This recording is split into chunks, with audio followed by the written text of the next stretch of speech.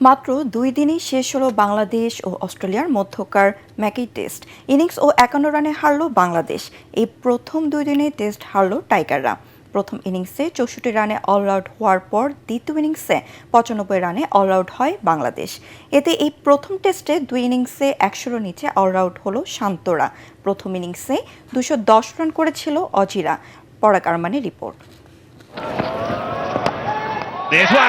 প্রথম দিনেই যে ম্যাচে 18 উইকেটের পতন হয় সেই টেস্টের দৈর্ঘ্য বড় হওয়ার কথা নয়, হলোও না। প্রথম ইনিংসের বাজে ব্যাটিংয়ের ধাক্কা সামলে ঘুরে দাঁড়াতে পারল না বাংলাদেশ। ব্যাটসম্যানদের আসা যাওয়ার মিছিলে ম্যাকাই টেস্ট দুদিনেই জিতে নিল অস্ট্রেলিয়া। তাতে 2 ম্যাচের সিরিজ 1-1 ড্র করল লাল সবুজের দল। 146 রানে পিছিয়ে থেকে দ্বিতীয় ইনিংসে ব্যাট করে দলের 24 রানে সাদমান ইসলাম, মমিনুল হক এবং তানজিদ হাসান তামিমের উইকেট হারায় বাংলাদেশ।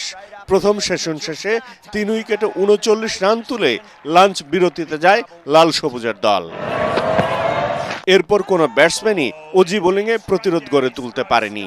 দলীয় 82 রানে তাইজুল ইসলামের উইকেট তুলে নিয়ে ম্যাচে 10 উইকেট শিকার করেন মিচেল স্টার্ক। দ্বিতীয় সেশন শেষে 8 উইকেট হারানো বাংলাদেশের সংগ্রহ ছিল 95 রান। অধিনায়ক নাজমুল হোসেন শান্ত দলের পক্ষে সর্বোচ্চ 31 রান করলেও মাত্র 95 রানে গুটিয়ে যায় সফরকারীরা। মুশফিক 29 রানে অপরাজিত থাকেন।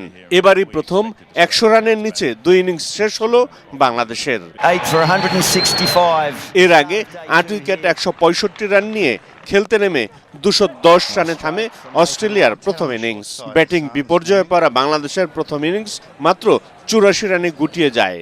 অস্ট্রেলিয়াও বাংলাদেশের মধ্যকার টেস্ট ম্যাচে ম্যাকের 369 রানই সর্বনিম্ন স্কোর।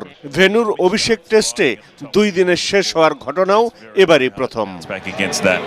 পরাগ আরমান, এটিএন বাংলা।